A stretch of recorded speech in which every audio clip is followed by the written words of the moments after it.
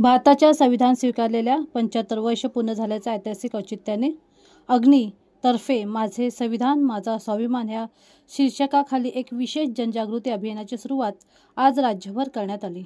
या अभियानाचा उद्देश तरुणाईसह सर्वसामान्य नागरिकांमध्ये संविधानातील मूल्याची जाणीव, अभिमान व सक्रिय नागरिकत्वाची भावना निर्माण करणे हा आहे। ठाणे येथील town hall doctor Babasaheb Ambedkar पुतळ्याजवळ कोटनाका पश्चिम इथे ह्या उपक्रमाचा उद्घाटन समारंभ उत्साहात संपन्न झाला। कार्यक्रमाचे प्रास्ताविक अग्नीचे संचालक निखिल पोहेकर यांनी केले। त्यांनी ह्या अभियानामागील उद्दिष्टे स्पष्ट करत संविधानाचा सर्वांगीण अभ्यास का गरजेचा आहे हे अधोरेखित केले। स्पर्धेविषयी माहिती देताना सांगितले की agniindiain.com या संकेतस्थळाला भेट देऊन त्या ठिकाणी संविधान विषयक महाराष्ट्राचे मुख्यमंत्री देवेंद्र फडणवीस यांनी सुंदर सोप्या भाषेत विश्लेषण केले आहे ते ऐकायचे आहे व त्यावर आधारित प्रश्न मंजुषा सोडवायचे आहे।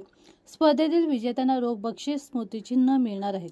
या उपक्रमाचे उद्घाटन विविध मंडळांच्या हस्ते करण्यात आले। यावेळी दैनिक महाराष्ट्र सम्राटचे संपादक गणेश भोईटे, दैनिक सम्राटचे कार्यकारी संपादक कुणाल कांबळे तसेच इतर प्रसार माध्यमाचे प्रतिनिधी, शिक्षक, विद्यार्थी व नागरिक मोठ्या संख्येने उपस्थित होते। कार्यक्रमाचे विशेष आकर्षण ठरल्या सुप्रसिद्ध अभिनेत्री मधुरा वेलणकर साटम यांनी संविधान आज वाचणे का गरजेचे आहे यावर मार्मिक भाष्य करत सांगितले की नागरिक म्हणून आपल्याला संपन्न आणि सजग बनवण्यासाठी संविधानाचे नीट वाचन आणि समज आवश्यक आहे। या अभियानांतर्गत राबवण्यात आलेल्या स्पर्धेमध्ये सहभागी होण्यासाठी www.agniindia.in या संकेतस्थळाला भेट द्यावी।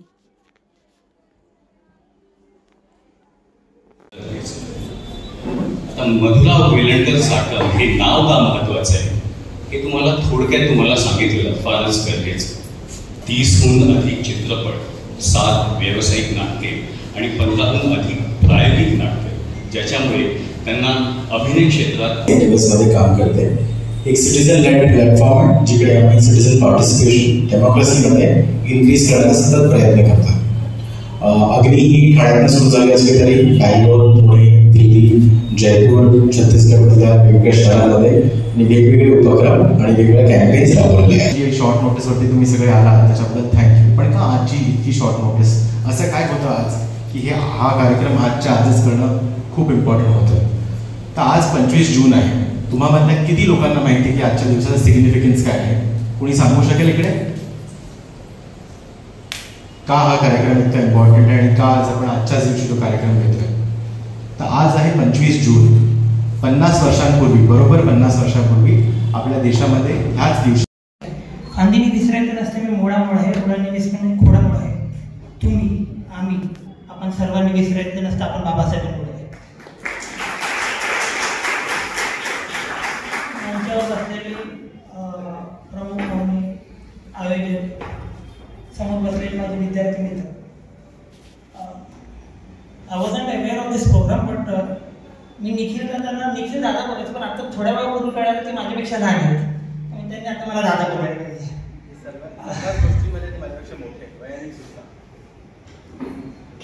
बाबासाहेबांनी संविधान लिहिलं, का लिहिलं ह्याचं पहिलं कारण आहे। जेव्हा भारताला इंडिपेंडन्स मिळत होतं तेव्हा महात्मा गांधींनी सरोजिनी नायडूंना, सरोजिनी नायडू परदेशात त्यांचे खूप कॉन्टॅक्ट्स होते, तर त्यांना सांगितलं की बाबा जा आणि जगाचे कॉन्स्टिट्यूशन ज्यांनी लिहिलेत ना त्यांना सांगा की आपल्याला भारताला इंडिपेंडन्स मिळते, आम्हाला कॉन्स्टिट्यूशन आहे। कारण ब्रिटिश बोलले बाबा तुम्हाला इंडिपेंडन्स दिल्यानंतर तुम्ही चालणार कसे? आपले लोक काय नाही ना आम्हाला इंडिपेंडन्स पाहिजे। तर the process started from 1942 non cooperation movement पासून। 1946 मध्ये बाबासाहेबांना महात्मा गांधींनी सरोजिनी नायडूंना सांगितलं, तर सरोजिनी नायडू जवळ 56 कंट्रीजमध्ये गेला, त्यातल्या 46 कंट्रीजचं कॉन्स्टिट्यूशन एकाच व्यक्तीने लिहिलेलं आहे आणि ही बिलॉंग्स टू ग्रेट ब्रिटन। तर ते 46 कॉन्स्टिट्यूशनच्या देशातल्या राज्याच्या सगळ्या एका व्यक्तीने लिहिले, त्यांनी ज्यांचं नाव सांगितलं ते परमपूज्य डॉक्टर बाबासाहेब आंबेडकर होते। मला स्वतःला या मोहिमेबद्दल आज कळलं आणि मला ही अतिशय महत्त्वपूर्ण गोष्ट आहे असं वाटतं आणि ही तरुण पिढीपर्यंत पोहोचणंही महत्त्वाचं आहे. त्यामुळे हा जो एक उपक्रम या निमित्ताने केला आहे 25 जून आपण ही तारीख संविधान हत्या दिवस म्हणून आठवतो. मला असं वाटतं की या दिवशी मुलांना किंवा तरुणांना आपल्याला काय देता येईल, तर काय इतिहासात झालं आहे याच्यावर आपण त्रास करून घेणं किंवा त्याच्यावर चर्चा करण्यापेक्षा नवीन काय करता येईल हा विचार कुठेतरी अगदी मांडता आहे. आणि म्हणून या संविधानाची ओळख करून देतात आणि एक स्पर्धा त्या निमित्ताने आयोजित केली, कारण तरुण पिढीला जरा त्यांच्या वयाचं होऊन सुद्धा आपण काहीतरी दिलं पाहिजे आणि म्हणून या स्पर्धेचं आयोजन केलेलं आहे. आणि मला खात्री आहे की इथे उपस्थित सगळेजण या स्पर्धेत भाग घेतील. या निमित्ताने ही जागरूकता निर्माण होईल की आपलं संविधान काय आहे, आपण संविधान आपलं संविधान काय सांगतं. आपण अनेकदा नुसतं वरवर येणाऱ्या बातम्यांवर आपली मतं मांडत असतो, बोलत असतो, पण त्याचा अभ्यास करणंही गरजेचं आहे, त्याची माहिती असणंही गरजेचं आहे आणि त्याची कुठेतरी एक ओळख करून देणं ही घटना अतिशय मला महत्त्वपूर्ण वाटते. आणि आज अग्नीच्या निमित्तानं तरुणांपर्यंत ते पोहोचलं आहे आणि त्या निमित्ताने अजून आज कदाचित 200 जण आहेत, त्याच्या पुढे अजून 2000 20,000 लोकांपर्यंत ते पोहोचेल.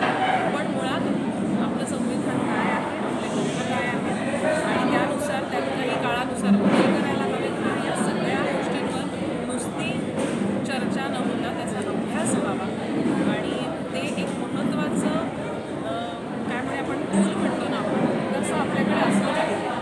याची जाणीव आता या डिजिटल माध्यमामध्ये लोक जेव्हा फक्त एका हाताने इन्स्टा आणि FB नुसतं हे करत असतात, स्क्रोल करत असतात, त्यामध्ये त्यांना कुठेतरी या जाणीवांची ओळख करून देणं फार महत्त्वाचं आहे आणि ते खूप महत्त्वाचं काम अग्नीच्या माध्यमातून होतं आहे.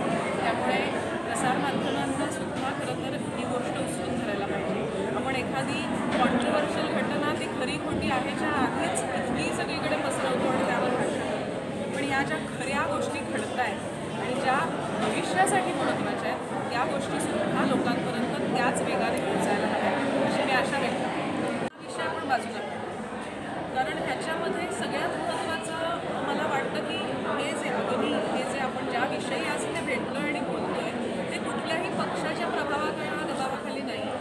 त्यामुळे आपण ह्याच्यात राजकारण आणू नको असं माझं स्पष्ट मत आहे. दुसरी गोष्ट म्हणजे मला असं वाटतं की मी एक अभिनेत्री, मी संविधानावर फार अगदी जाहीरपणे आणि अधिकारपणे बोलू नाही शकत, कारण माझाही अभ्यास नाही आहे त्यात.